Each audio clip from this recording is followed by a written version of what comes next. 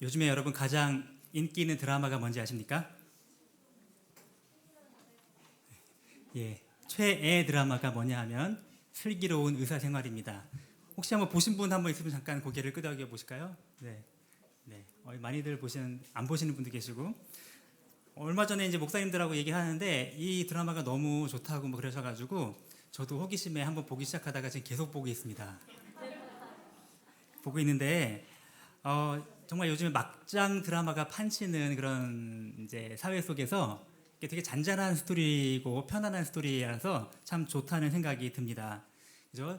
아까 사진에 보셨던 5명의 그 의사들이 대학 시절부터 친구였는데 계속해서 지금 대학 병원의 의사가 되어서도 계속 같이 사랑과 우정과 또 의사로서의 어떤 프로페셔널한 뭔가 그런 헌신도와 실력과 또 한편 또 병원에서 있는 여러 가지 다양한 그런 극적인 감동 아니면 또 이 또 대학 교수라고 하는 사람들 이면 속에 있는 너무 천진난만하고 아이 같은 그런 행동들 그런 것들이 다양한 재미거리가 있는 것 같습니다.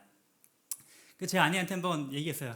이거 한번 보면 어때? 당신도 좀 공감할 게 있지 않을까? 그랬더니 고개 설레설레 흔들면서 난 안 봐 그러더라고요. 그래서 왜 당신도 옛날에 그 왜 뭐 인턴 레지던트 그런 거 할 때 친구들도 있고 왜 비슷한 생활 하지 않았어 그랬더니 너무 저렇게 했기 때문에 다시 보고 싶지 않다는 거예요. 그때 그 고생이나 그 막 떠올라가지고 힘들어가지고 보고 싶지 않다는 것입니다. 그래서 어쩔 수 없이 저는 제 아들하고 같이 두 남자가 같이 인터넷으로 이렇게 찾아갖고 보게 되었습니다. 그 병원 드라마를 보니까요 한편 생각에 이런 생각을 갖게 되었습니다. 제가 직업병인지 몰라도 이 병원하고 교회랑 참 비슷한 점이 많구나 그런 생각을 가져봅니다. 병원과 교회, 특별히 종합병원과 교회는 참 비슷한 점이 많다는 생각을 가져봤습니다. 일단 여러분 그 병원이나 교회나 두 기관 모두 아주 깨끗하고 정결해야만 됩니다. 그죠? 깨끗하고 정결을 유지하지 않으면 생명이 다 끝나는 것입니다. 누가 지저분하고 병균이 득실거리고 하는 그런 위험이 있는 병원에 혹은 그런 교회에 가기를 원하겠습니까? 영혼의 어떤 질병에 대해서도 교회도 깨끗하고 정결해서 거룩함을 추구하고 정결성을 추구하는 그런 교회가 돼야 되는구나. 혹시나 좀 무디고 좀 작은 도구를 수술칼에 쓸 수 있을지 몰라도 절대로 조금이라도 감염에 됐거나 더러운 도구는 사용할 수 없는 것, 이것도 너무 공통점인 것 같습니다. 또 두 번째로 병원이나 교회나 공통점을 보니까 환자가 득실거린다는 것입니다. 여러분 주위를 한번 둘러보시겠습니까? 다 마스크 쓴 환자들이 지금 가득합니다. 특별히 병원의 응급실을 한번 상상해 보세요. 얼마나 소란스럽고 분주하고 정신이 없고 그죠? 네, 각종 환자들이 각종 시름소리와 각종 소리를 내면서 고통 소리를 내고 있는 곳입니다. 어쩌면 교회도 그렇다는 생각을 가져보았습니다. 그죠? 죄로 인해 마음과 영혼이 그죠? 병이 든 우리 환자들이 가득해서 다양한 시끄러운 소리들과 여러 가지 신음소리들이 가득한 곳이 병원이 아닐까? 그런 생각을 가져봅니다.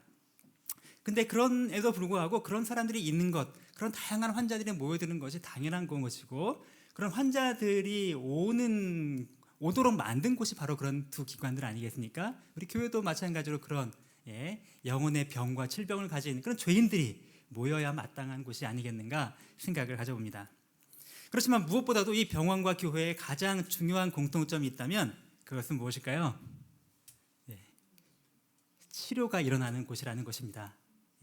환자가 왔다가 그냥 환자로 가거나 환자가 왔다가 죽어갈 수도 있겠지만 그것이 병원의 목적이 아니고 치료와 회복이 일어나는 것이 병원의 목적이듯이 마찬가지로 교회도 병든 자, 아픈 사람, 죄로 말미암아 고통당하는 이 영적인 영혼의 환자들이 와서 다시 이곳에서 치유와 회복을 얻고 돌아가는 곳.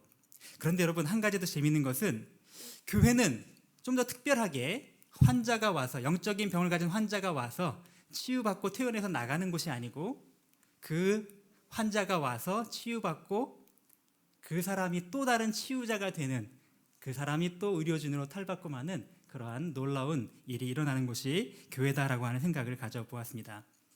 여러분, 정말로 교회는 병원 같습니다. 그리고 여기 계신 우리 모든 성도들은 치유자들입니다. 교회는 부름받은 하나님의 백성들, 세상으로부터 부름받은 하나님의 백성들일 뿐 아니라 하나님을 예배하고 그리고 세상을 향하여 섬김과 복음을 실천하도록 부름받은 그런 하나님의 귀한 공동체입니다. 환자들을 입원시켜서 그들을 치유하고 회복시켜서 다시 이 속에서 치유자가 되어서 세상을 변화시키는 그런 능력 있는 교회 공동체. 여러분, 잘 나가는 하버드 대학의 그 교수직을 포기하고 캐나다의 어떤 데이 브레이크라고 하는 지적 장애인 공동체에 가서 자신의 삶을 드렸던 한 사람이 있습니다. 그 사람은 그곳에 가서 정말 잘 나가는 하버드 교수직을 다 던지고 지적 장애인들을 돌봐주면서 내가 뭔가 봉사활동을 함으로써 그들을 도와주기 위해 갔는데, 그가 나중에 쓴 고백의 기록을 보면 내가 도와주기 위해 갔지만 사실 나는 그들로부터 엄청나게 많은 치유와 회복을 얻게 되었다라고 고백을 한 것을 느낍니다. 그러면서 그가 그곳에서 있었던 일들을 경험하고 겪은 일들을 나중에 책으로 쓰게 됐는데, 그 책이 바로 상처 입은 치유자라고 하는 책이고, 그 하버드 교수님의 이름은 헨리 나우웬이라고 하는 교수님입니다. 우리 모두는 근본적으로 치유자라는 것입니다.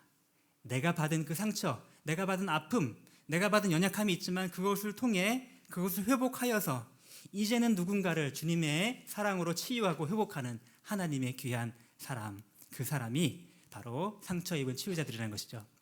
여러분, 여기 계신 한 사람 한 사람, 모든 분들, 저와 여러분 빠짐없이 다 하나님께서 불러주셨던, 한때는 우리가 영적인 질병을 가진 그런 환자였으나, 물론 지금도 조금 증세가 있지만 그러나 치유되고 회복되어서 상처 입은 치유자로서 하나님의 놀라운 치유와 회복의 사역을 감당하는 그런 하나님의 백성들로 부르신 줄 믿으시기 바랍니다. 우리 정체성을 분명히 해야 될 것입니다. 교회는 하나님의 병원이요, 우리는 상처 입은 치유자들이다. 이 세상을 향한 우리 교회와 우리 성도들의 사명은 그러면 무엇일까요?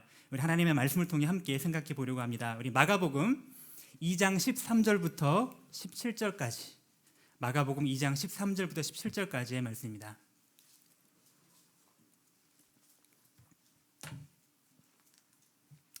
마가복음 2장 13절부터 17절까지 말씀을 한 절씩 나누어서 함께 교독하겠습니다. 예수께서 다시 바닷가에 나가심에 큰 무리가 나왔거늘 예수께서 그들을 가르치시니라.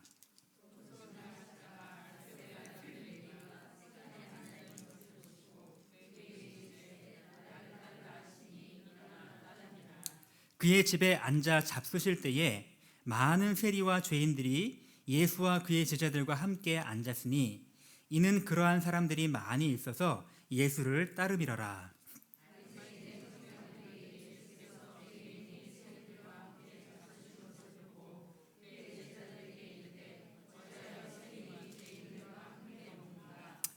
예수께서 들으시고 그들에게 이르시되 건강한 자에게는 의사가 쓸데없고 병든 자에게라야 쓸데있느니라. 나는 의인을 부르러 온 것이 아니요 죄인을 부르러 왔노라 하시니라. 아멘. 아멘. 우리 세상을 향하여 하나님의 치유의 기관으로, 영혼의 병원으로, 또 영혼의 치유자로, 상처 입은 치유자로 부르심 받은 하나님의 귀한 백성들, 어떠한 사명과 어떠한 사역을 감당해야 될까요? 바로 예수님이 하셨던 그 일을 우리가 이어서 감당해 나가는 것입니다. 오늘 본문 말씀을 통해서 레위라고 하는 한 사람을 부르신 예수님의 이야기를 통해서 우리가 어떻게 무슨 일을 감당해야 될지 저는 크게 세 가지의 방향으로 함께 생각을 해보려고 합니다. 병원인 교회, 상처 입은 치유자로서 우리가 할 일은 첫 번째로는 시각을 교정하는 것입니다.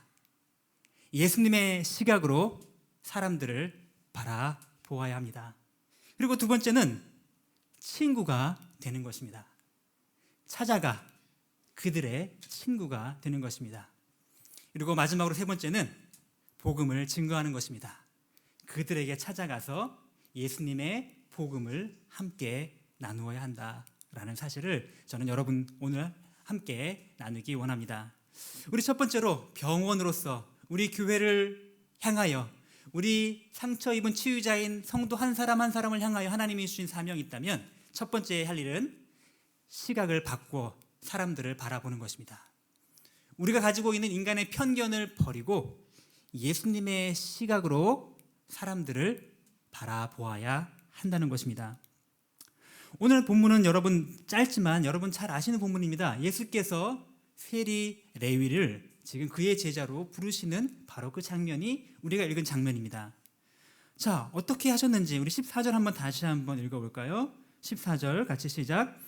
또 지나가시다가 알페오의 아들 레위가 세관에 앉아 있는 것을 보시고 그에게 이르시되 나를 따르라 하시니 일어나 따르니라.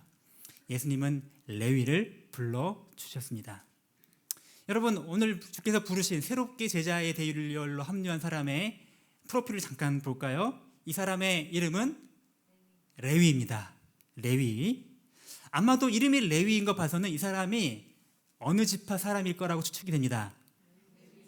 레위 지파. 네, 기가 막히시네요. 네. 실제로 당시 레위 지파의 후손들은 그 레위 지파의 자부심 때문에 레위라고 하는 이름을 쓰는 사람이 꽤 많았다라고 합니다.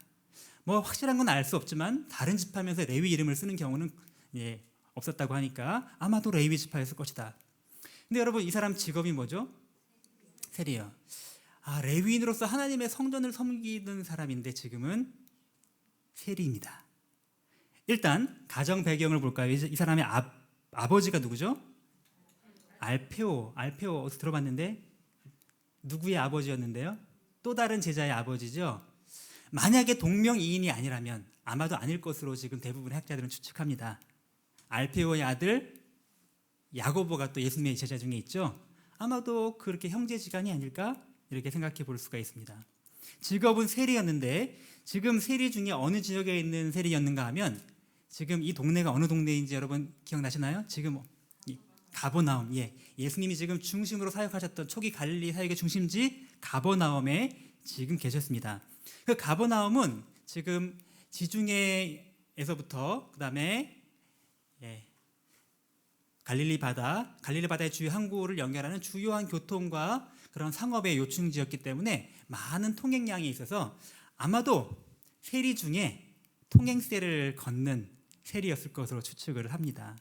여러분 당시 여기 보니까 세관에 레위가 앉아 있는 것을 보시고라고 되어 있는데 세관에서 앉아 있는 사람, 세관에도 여러 종류가 있는데 앉아 있을 수 있는 지위에 있다면 사실 상당히 높은 세리 중에도 상당히 높은 지위였을 것으로 지금 추측해 볼 수가 있습니다.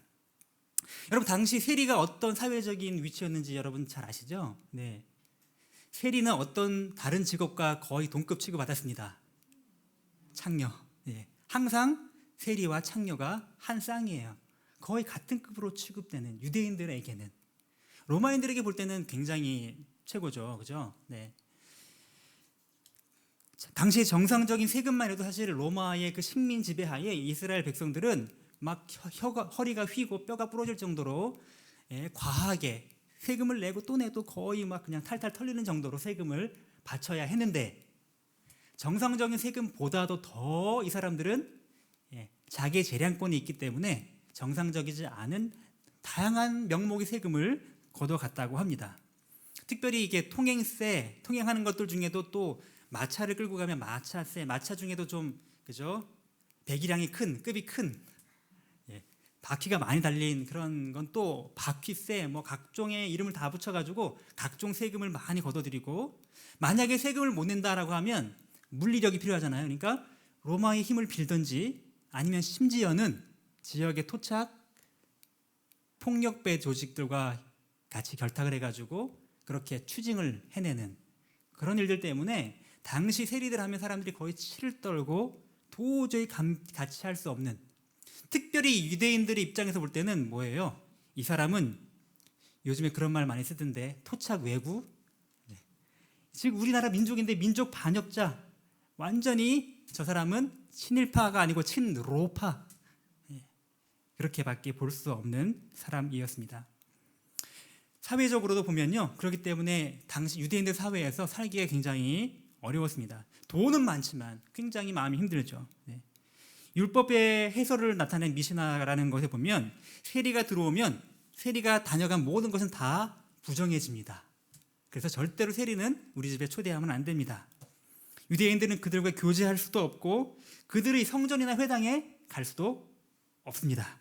그리고 유대인의 법정의 증인으로도 세리가 출석하는 것은 유대인들이 다 인정해 주지 않고 거부하고, 심지어 그들이 성전에 가서 예물을 드리려고 해도 그것조차도 거부당하는, 완전히 사회로부터 거절당하고 거부당하고 소외된 그런 사람들이었다는 것입니다. 그런데 오늘 보니 예수님이 가시면서 알페와 아들 레위가 세관에 앉아 있는 것을 보시고 그에게 먼저 다가가십니다.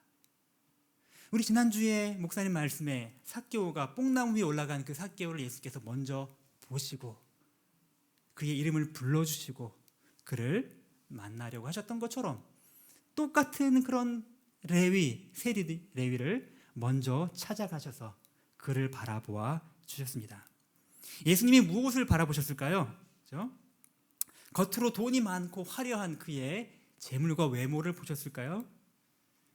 아마도 예수님은 누구나 그의 앞에서는 꼼짝 못하지만 뒤에 가면 욕하고 저주하고, 그죠? 그 사람을 괴롭히고 미워하고자 하는 그런 분으로 가득 차 있는, 그것을 알면서도 그냥 애써 모른 척하고 살아가야 되는 그 레위의 마음의 중심을 보셨을 것입니다. 아마도 겉은 화려해 보이는지 몰라도 속은 그저 썩어 문드러져 있는 그 외로움과 괴로움 속에 있는 그 레위의 마음을 아마 보셨을 것입니다. 그의 내면 속에 있는, 그저 사람들이 뒤에서 수근수근거리고 자기를 욕하는, 나를 원치 않고 다 나를 미워하는 그 마음이 얼마나 공허하고 외로웠을까. 어쩌면 오늘날의 많은 사람들도 레위와 같은 그러한 상태에 있는 사람들이 있는지 모릅니다. 여러분 대부분이 다 제 카톡에 친구라 등록이 되어 있습니다. 교회 전화번호를 등록했더니 다 자동으로 친구가 되더라고요. 예. 여러분들 카톡에 보면 여러분 다 행복해 보이고, 카톡 사진에 보면 다 좋은 거 먹고 좋은 데 다니고 다 행복하고 웃고 있고 다 그렇게 보입니다. 겉은 얼마나 화려한지 모르나, 그러나 속으로 우리는 얼마나 많이 아픔과 또 그런 고통을 갖고 있는데, 지금 예수님은 그렇게 사람들이 보지 못하는 한 사람 한 사람의 마음속 깊이를 바라보고 계신 것입니다. 예수님은 지금 레위를 보셨습니다. 그리고 그런 레위를 그냥 도와주신 것 정도가 아니고 지금 말씀하십니다. 나를 따르라 라고 하시면서 예수님의 제자 중에 하나로 지금 불러주신 것입니다. 단순히 구원해 주신 것만이 아니라 그 더러운 세리, 그 사악한 세리 레위를 친히 자신의 제자로 만들어 주셨다는 것이죠. 왜 그러셨을까요? 왜 하필이면 이 세리였을까요? 그가 뛰어난 능력이 있어서, 아니면 그가 가진 재물이 많아서, 헌금을 많이 해서, 능력이 많아서? 아니요. 그저 예수님은 레위 속에 있는 한 사람, 지금 현재의 레위의 모습을 보지 않으시고 앞으로의 레위의 모습을 바라보시는 그 눈으로 레위를 바라보셨기 때문에 그를 불러주신 것입니다.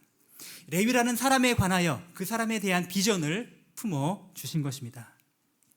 여러분, 레위는 실제로 나중에 예수님의 제자가 되어서 예수님의 사도가 되어서 마태복음의 저자인 마태가 되었습니다. 레위의 또 다른 이름이 마태. 아마도 예수 믿고 변화된 이름이 마태가 아니었을까. 왜냐하면 마태의 이름의 뜻이 바로 하나님의 선물이다라는 뜻이기 때문에 그렇습니다. 예수님은 지금 현재 상태의 죄악 가운데 있는 그 레위의 모습을 보지 않으시고 그 레위 속에서 앞으로 마태복음을 쓰고 예수님의 복음을 위하여 헌신할 마태를 보실 수 있는 그 안목, 그 사람에 대한 비전, 그 사람에 대한 소망을 품고 레위를 바라보셨다는 것입니다.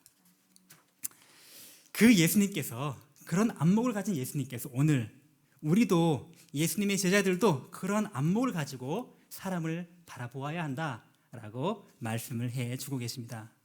지금 우리는 우리의 현재의 모습, 겉으로 보이는 지금의 모습이 아니라 내 내면 속의 연약함과 부족함, 아픔과 상처, 이 모든 지금의 모습이 아니라 앞으로 변화될 그 모습을 기대하는 눈빛으로 주님께서는 우리를 바라보아 주셨고, 그렇게 우리를 주님의 동역자로 만들어 주셨습니다. 그리고 우리도 또 역시 예수님처럼 다른 사람들을 지금의 그 사람의 부족하고 연약한 모습, 그 사람의 더러운 모습이 아니고 변화되어 새롭게 될 그 사람의 모습을 기대해주고 바라보아주고 소망을 가지고 비전을 가져주기를 기대하신다는 것입니다. 여러분, 예수님이 나 같은 죄인을 살리시고 변화시켜서 주님의 교회 일원으로 삼아주시고 상처 입은 치유자로 만들어주시고 주님의 제자로 만들어주셨다면 왜 다른 사람은 그렇게 하시지 못하시겠습니까? 예수님이 바라보시는 눈빛으로 그들을 바라보아야 합니다. 자녀들에 대해서도 지금 당장의 모습으로 보지 않고 그들의 미래의 변화될 모습으로 바라보는 것이 부모님의 마음이라면, 지금 당장은 속 터지죠, 그죠? 안 그래도 속 터지는데 코로나 때문에 집에서 계속 수업 들으니까 8시 반에 일어나가지고 출석 체크만 하고 또 잡니다. 12시쯤 일어나가지고 그때부터 이제 수업을 따라갑니다. 하루 이틀도 아니고 맨날 그렇게 얼마나 속 터지고, 하지만 그것을 바라고 믿고 참아주고 지금의 모습이 아니고 앞으로 변화될 그 모습을 기대해 주는 것, 그것이 바로 예수님의 관점이라는 것입니다. 우리 교회 안에 때로는 우리가 보기에 조금 우리한테 어울리는 것 같지 않은 사람들이 올 수도 있겠지요. 어쩌면 술, 담배에 쩔어 있고 이태원 클럽 같은 데나 다니고 이단에 빠져 있고 방탕해 보이는 사람들에 대해서도 우리가 손가락질만 할 것이 아니고, 나 같은 죄인 살리신 주님의 은혜는 감사한데 너 같은 죄인, 혹시 죄 같은 죄인들은 도저히 우리와 함께 할 수 없다라고 하는 그런 마음에 거부하는 태도, 그들을 배제하는 태도로 우리가 다른 사람들을 대한다면 우리가 주님의 마음은 얼마나 아프실까요? 우리도 모르게 우리가 어느새 탕자의 형과 같이 혹은 바리새인들, 서기관들과 같이 되고 있지 않은지, 우리 가운데 그렇게 주변 사람들을 예수님의 시각으로 바라보아주는 그런 예수님의 시각을 갖게 되시기를 부탁드립니다. 병원인 교회의 일원으로서, 상처받은 치유자로서, 두 번째로 오늘 주의 말씀을 통하여 우리에게 말씀하십니다. 그들의 친구가 되어 주어라. 먼저 찾아가서 그들의 친구가 되어 주라고 말씀하십니다. 오늘 15절 말씀 한번 다시 읽어볼까요? 시작. 그의 집에 앉아 잡수실 때에 예수와 그의 제자들과 함께 앉았으니 이는 그러한 사람들이 많이 있어서 예수를 따름이러라.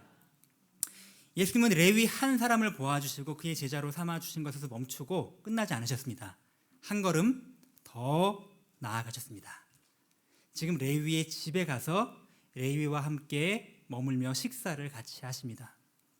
당연히 그곳에는 많은 다른 세리들과 다른 많은 죄인들이 거기 있었다라고 기록을 하고 있습니다. 여러분, 당시 유대인들은 결국 절대로 세리와 같이 식사하지 않는다고 했죠. 그럼 세리들은 누구랑 식사했을까요? 세리들하고 같은 그런 죄인들과 같이 식사를 했겠죠. 근데 그곳에 지금 예수님이 가신 것입니다. 여러분, 우리가 지금 다빈치의 최후의 만찬 그림 때문에 다 그렇게 식사했을 거라고 추측하지만 유태인들의 당시의 식사의 관습은 다 이렇게 비스듬히 누워서 식사를 했다고 합니다. 실제로 다 누워서. 우리가 볼 땐 소화가 되나 싶은데 저렇게 식사하는 것이 관습이었는데, 보십시오. 그러니까 누구와 함께 식사한다는 것은요, 간단한 문제가 아닌 것이죠. 아주 밀접하고 아주 서로 깊이 사귈 수 있는 상태가 아니면 절대 같이 식사를 하지 않았다고 합니다. 그런 상태에서 예수님이 누구랑 식사를 하고 있어요? 세리, 창녀와 세리, 그들의 집에 가서 지금 식사를 하시는 것입니다. 지금 당장 예수님이 따라다녔던 사람 중에 바리새인과 서기관들은 너무 지금 불편한 거죠. 저 뭐 하는 거야 예수님, 저 사람 뭐야? 하고 지금 그렇게 합니다.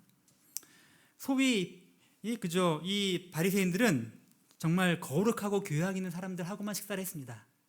항상 율법을 잘 지키고 항상 거룩하고 항상 교양 있고 이런 사람들하고만 식사하고 절대로 저는 죄인들과는 절대 같이 어울리지 않았는데, 예수님께서 이렇게 하시다니 회당에서 가르치시는 랍비로 알았는데 지금 뭐 하는 거야? 근데 여러분, 나중에 성경을 계속 읽어보면 알겠지만 예수님은 초범이 아니십니다. 상습범이십니다. 세리와 죄인들의 친구셨고 창녀와 세리들과 항상 같이 다니시면서 식사하시고 교제하시고 그들을 교제하시고 그들을 이해해 주셨던 분이십니다. 여러분 좀 불편하지 않으세요?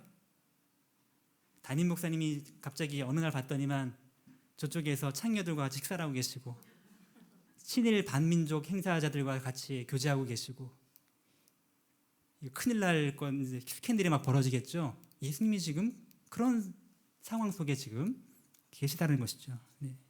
근데 예수님은 도대체 왜 그렇게 하셨을까요? 아마도 그렇게 하시는 것 때문에 예수님이 얻을 것이 없고 잃을 것이 훨씬 많을 것 같은데 예수님의 명성과 예수님의 평판과 메시아로서의 예수님의 권위가 훼손되지 않을까요?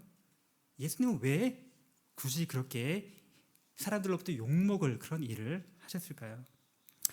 아니나 다를까 지금 바리새인들이 지금 수근거리면서 예수님께 대놓고는 못하고 제자들한테 막 얘기를 합니다. 16절입니다. 바리새인의 서기관들이 예수께서 죄인 및 세리들과 함께 잡수시는 것을 보고 그의 제자들에게 이르되 어찌하여 세리 및 죄인들과 함께 먹는가?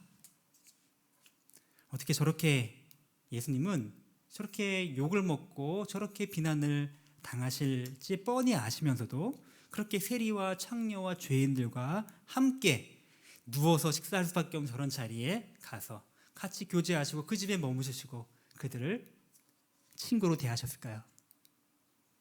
왜 그러셨을까요? 한 가지 이유밖에 없어요. 그들을 하나라도 더 얻기 위하여, 그들을 하나라도 더 얻기 위하여 그들에게 가서 그들의 친구가 되어 주신 것입니다. 우리가 병원으로서의 교회, 상처 입은 치유자라면 때로는 우리가 너무 두려워서, 우리가 감염될까 봐 두려워서 누군가를 만나지 못하는 이러한 상황이 아니고, 지금 코로나를 두고 말씀드리는 게 아닙니다. 우리가 죄에 오염될까 봐 너무 우리를 막 그런 상태가 아니고 좀 더 그죠?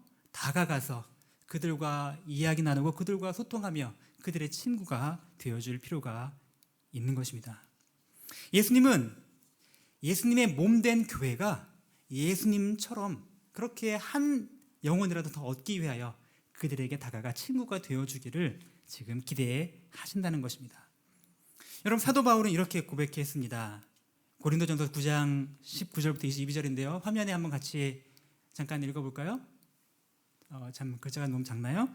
예, 내가 모든 사람에게 자유로우나 스스로 모든 사람에게 종이 된 것은 더 많은 사람을 얻고자 함이라. 그죠? 유대인에겐 내가 유대인과 같이 된 것은 유대인들을 얻고자 하며 율법 아래에 있는 자들에게는 내가 율법 아래에 있는 아니하나 율법 아래에 있는 자 같이 된 것은 율법 아래에 있는 자들을 얻고자 하며 율법 없는 자에게는 내가 하나님께는 율법 없는 자가 아니요 도리어 그리스도의 율법 아래에 있는 자이나 율법 없는 자와 같이 된 것은 율법 없는 자들을 얻고자 함이라. 약한 자들에게는 내가 약한 자와 같이 된 것은 약한 자들을 얻고자 하며 내가 여러 사람에게 여러 모습이 된 것은 아무쪼록 몇 사람이라도 구원하고자 함이니. 되게 말이 복잡한 것 같지만 내가 상대하는 그 누구에게도 그 사람처럼 나는 대해줄 수가 있습니다. 왜요? 그들을 얻고자 하기 때문에. 다가가지 않고 친구가 되지 않고 우리끼리 너무 거룩하고 우리끼리 너무 교양 있고 우리끼리 너무 이렇게 있어서 어떻게 그들을 더 얻을 수가 있다는 말입니까? 근데 여기서 좀 우리 마음속에 갈등이 생깁니다. 그 말은 좋은 말인데 정말 실제로 그런 사람들하고 좀 더 가까이 지내면서 자칫 잘못하면 내가 오염되면 어떡하지? 내가 동화되면 어떡하지? 이런 마음이 좀 듭니다. 내가 감염되면 어떡하지? 예전에 제가 오래전에 섬기던 이제 외국인 사역하는 팀 중에 한 사람이 이런 이야기를 한 적이 있습니다. 교회에 외국인 근로자들이 오는데 외국인 근로자들도 하얀 피부를 가진 사람들이 오면 괜찮게 받아주는데 까만 사람들이 오면 사람들이 굉장히 이렇게 거부감을 느꼈던 적이 있습니다. 지금도 그런 사람들이 우리도 모르게 알게 모르게 있는 것이죠. 네. 근데 문제가 생겼어요. 그들을 도와주라고 교회에서 불쌍히 여기는 마음으로 식사를 대접하는 거는 좋은데 그들이 예배 끝나고 우리 교회 식당에서 같이 식사를 한다고 했을 때 지금 수근수근 많은 지금 갈등이 일어나는 것입니다. 그 사람이 먹었던 숟가락에 혹시 나쁜 결핵균이라도 묻어 있으면 어떡해? 그 사람 혹시 어떤 사람인 줄 알고 우리 교회에서 같이 교회 식당을 같이 이용하면 어떡해? 혹시 막 이렇게 하니까 막 뭐 어마어마하게 막 큰일 날 것 같이 막 두려움이 막 확산되는 것입니다. 그런 마음의 안타까운 이야기. 뭔가 그들과 가까이 가면 내가 오염될 것만 같은 그런 마음의 두려움. 여러분, 공산주의 혁명이 일어나기 전에 러시아에서 있었던 일인데요. 러시아와 정교회, 동방 종교 중에 러시아 정교회에 있는 사제들이 정말로 엄청나게 허황된 신앙 논쟁을 많이 벌였다고 합니다. 그 중에 한 가지를 소개해드리면 이것입니다. 성수가 있습니다. 왜 성당 가면 그런 거 있거든요. 깨끗하게 씻으면 이 물이 거룩하기 때문에 나를 깨끗하게 씻어준다는 성수가 있는데 어떤 논쟁이 붙었냐 하면 성수에 파리가 빠졌어요. 그러면 이 성수는 오염됐습니까? 아니면 성수가 오염된 것입니까? 아니면 파리가 성화가 된 것입니까?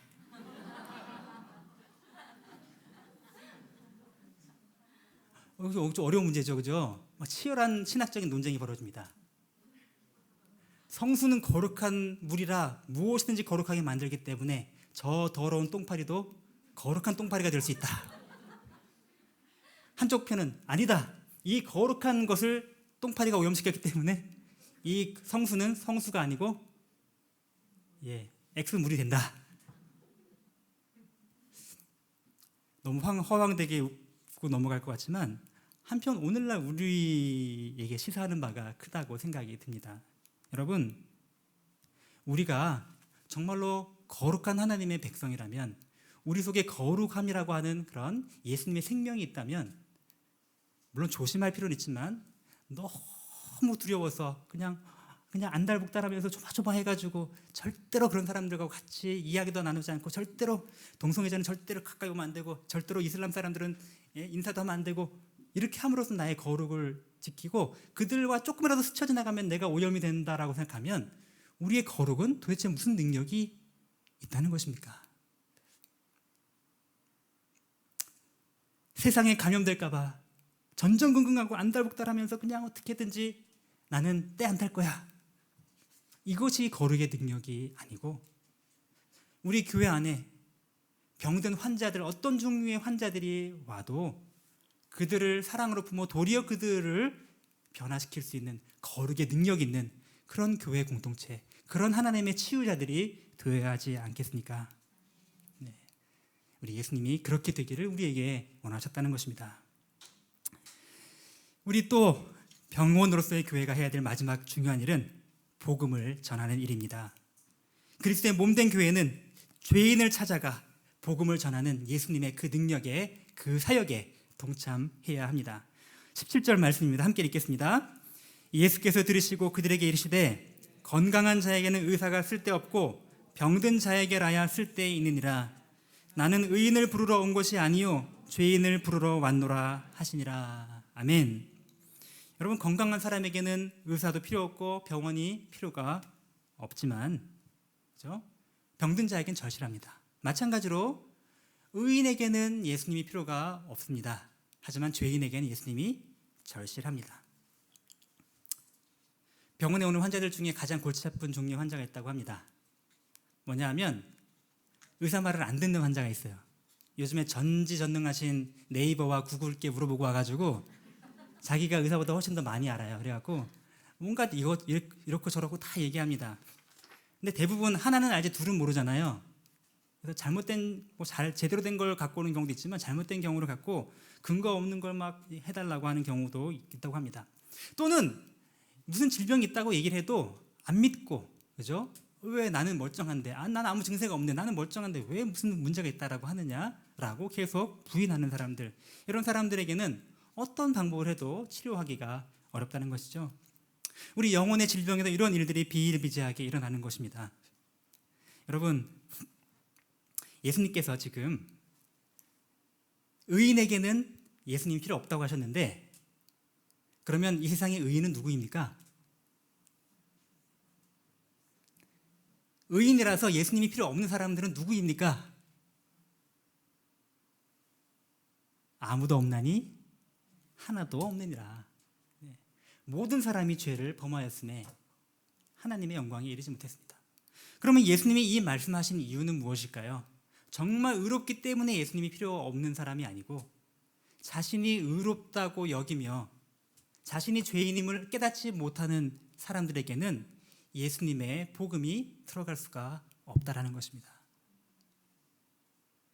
예수님은 모든 사람들을 위하여, 모든 죄인들, 다시 말하면 이 땅에 있는 모든 사람들, 그죠? 하나도 빠짐없이 우리를 위하여 오신 분이십니다. 겸손히 나는 죄인입니다. 나는 영적으로 파산했습니다. 주님 저를 구해 주십시오. 라는 마음을 가질 때는 우리 주님께서는 정말로 우리의 구세주가 되시지만, 나는 결코 죄가 없고 결코 나는 예수님이 필요 없다라고 굳게 닫고 있는 마음속에는 예수님의 복음이 될 수가 없는 것입니다. 지금 잘못하면 우리가 어느덧 나도 모르게 자기 의에 빠져 바리새인들처럼 자기 스스로는 하나님을 믿고 있다고 여기지만, 그러나 자기가 죄인인지를 모르기 때문에 하나님, 예수님이 필요 없어지는 그러한 오류에 빠지면 얼마나 안타까운 일이겠습니까? 또 한편 예수님께서는 우리가 사람들에게 다가가서 이제 예수님이 하셨던 것처럼 그런 병자들, 그런 죄인들에게 찾아가 친구가 되어 그들에게 참된 복음의 소식인 예수님을 소개하기를 기다리고 계십니다.